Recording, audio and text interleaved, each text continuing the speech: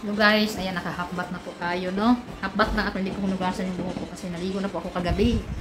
Ang init kasi ng panahon, kaya naghapbat ako kasi malakit ang balat ko. So hinihintay ko po yung pinsan ko na nagbabackdoor po papunta dito sa Malaysia. So pinapunta ko dito sa workplace ko guys para dito muna magstay kasama ko isang gabi kasi bukas mayroon po siyang meet up sa sa papasukan niyang trabaho as a helper. At pinasamahan ko siya sa kakilala ko, nakakilala din ng magiging boss niya. So, si Ate Judith or Ate Bagdat, yun ang tawag ko sa kanya, is pinsan kong buo. At kababata ko sa amin, sa barangay namin, doon sa Bukid, sa Maganao. So, as in, lumaki po kami magkasabay-sabay. So, sa kasamaang palad kasi, pumasok siya dito sa Sabah, dito sa Malaysia, na sumakay po sila ng backdoor. Marami po sila ng mga pinsan kong mga lalaki, pati yung kapatid niya, pinsan ko din, mga pinsang buo ko po. Nandun pa po yung iba sa Bukid. Malayo po dito talaga sa amin, sobrang layo. So, napilitan po nila silang magtrabaho doon sa Bukid. Kahit napakamura ng sahod, tapos ang bigat ng trabaho. Alam niyo ba yung trabaho na sa farm ng mga kalapa, sawit, or mga palm oil? Naglalagay po sila ng mga abono. Nag-aabono sila, nagtatabas sila ng mga damo, ganun. Tapos ang ano nila, ang sahod niya sobrang liit. Kulang pa sa pampakain nila, pagkain, ganun. So, swerte naman siya na napadpa dito sa city namin, dito sa Kota Kinabalu, at kinuntak niya agad yung aking kapatid. Kinuntak din ako ng kapatid ko na nandito si Ate Judith. So, yun. At ako naman, siyempre, ayaw kong mag-standby sila dahil may estudyante po siya sa Pilipinas.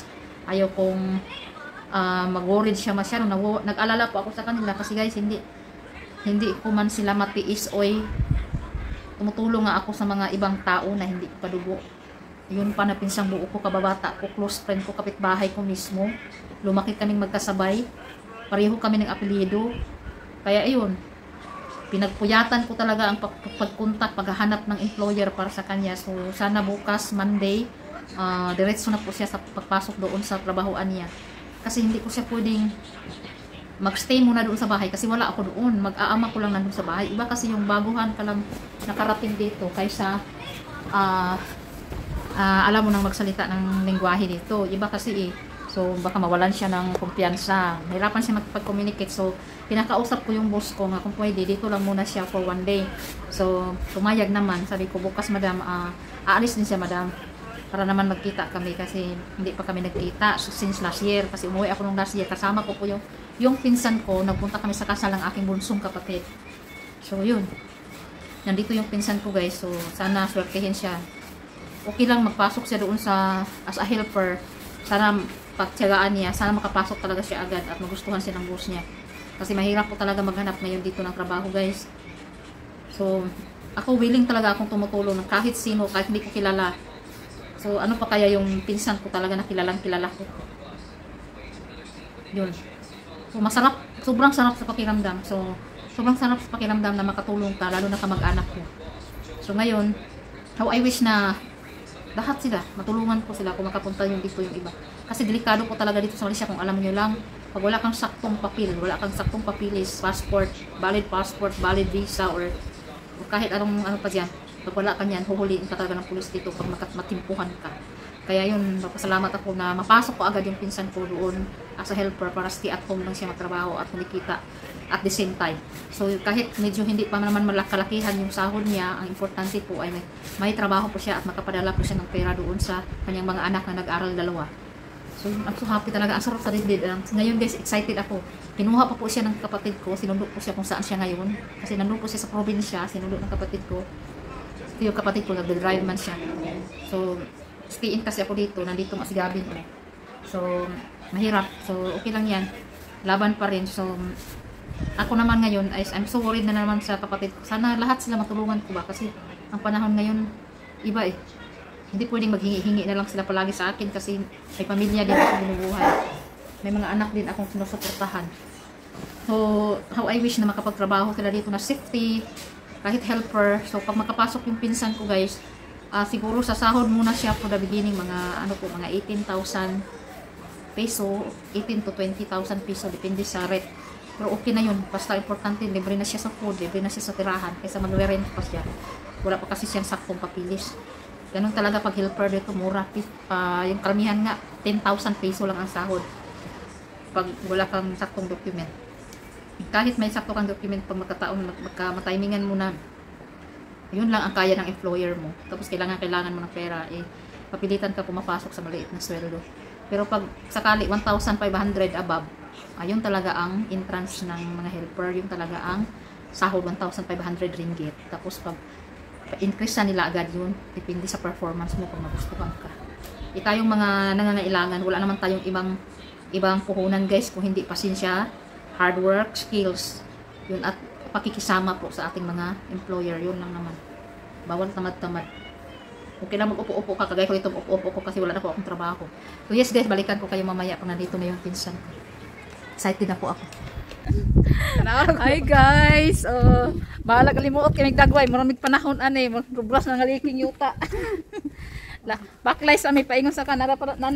Nagdating na yung pinsan ko. Ayan na oh. Nangangayat sa bundok. Nangangayat sa bundok guys. Magbili muna kami ng grocery. Pengen pabili na ko kaabot aning Malaysia nga tinuod na Malaysia. Tawa ko na siya po siya namamayat. Kalahati lang ako. Kalahati lang siya sa akin. Ang pagpilaki ko na. Bilapin. Paspas na ta, naraman din ang kusirihan.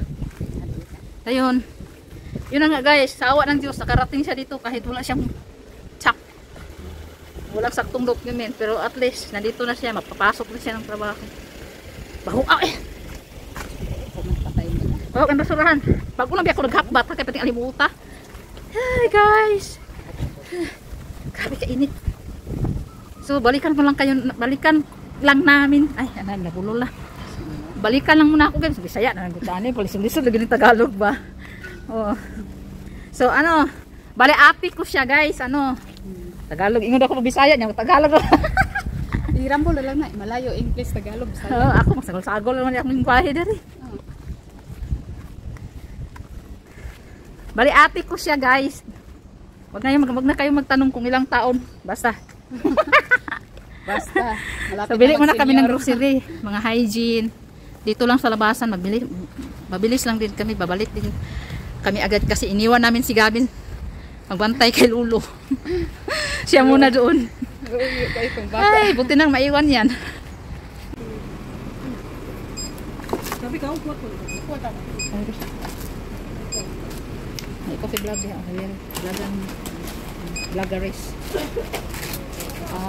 Groceries. 100. Sudah. 100.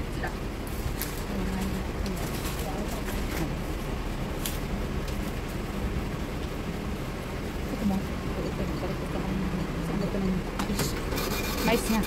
Kapag itong atin, ganito. Nada dia. Nasa tindahan sa grocery ko. Yan lang, ito na lang ito imarinda. Nami pandit ko. Wala na ikuan, wala na ikuan. Nakakuan na ganito. Nakahuman ako na iyan. Ragan. Ay, sayang. Duit juga ba? Okay ba?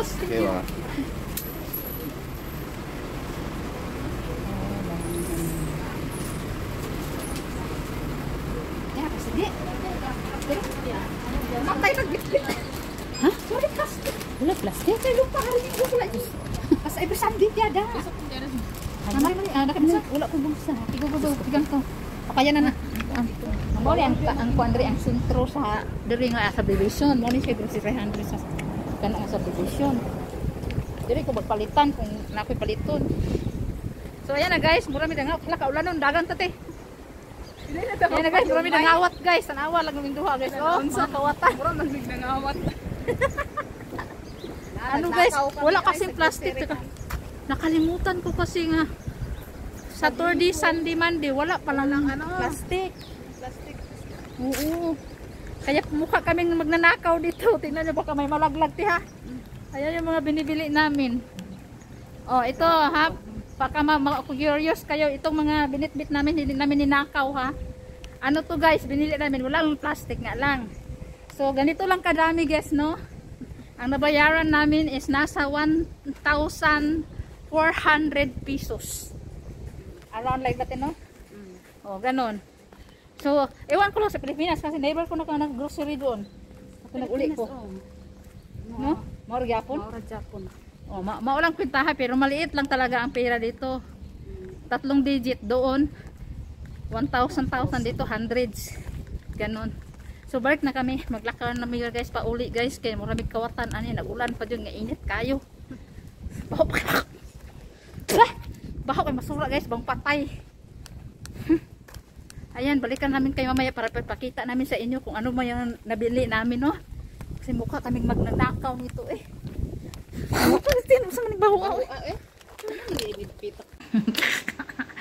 Ay guys, andito yung pinsan ko, oh.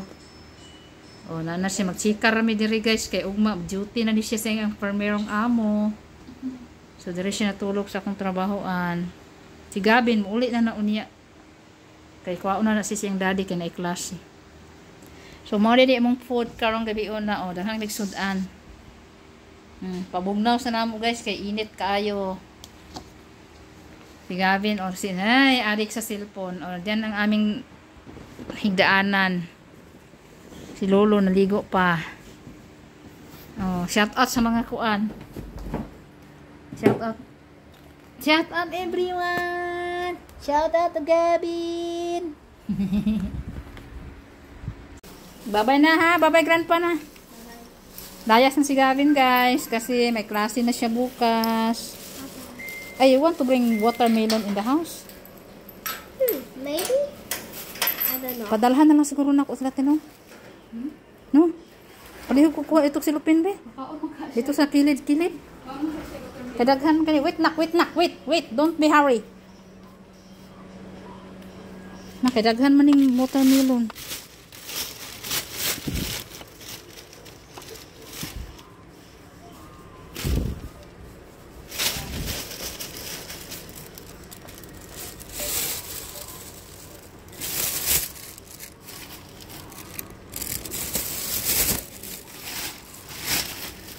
Ako ni mahurot manggod. Ibutang ito ka. Uno raman ng kristal. Itali pa niyo. You wait first ba?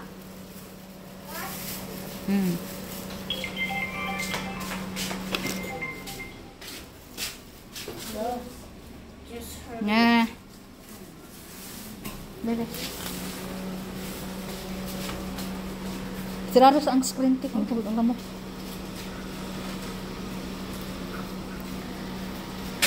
Wait, Gab.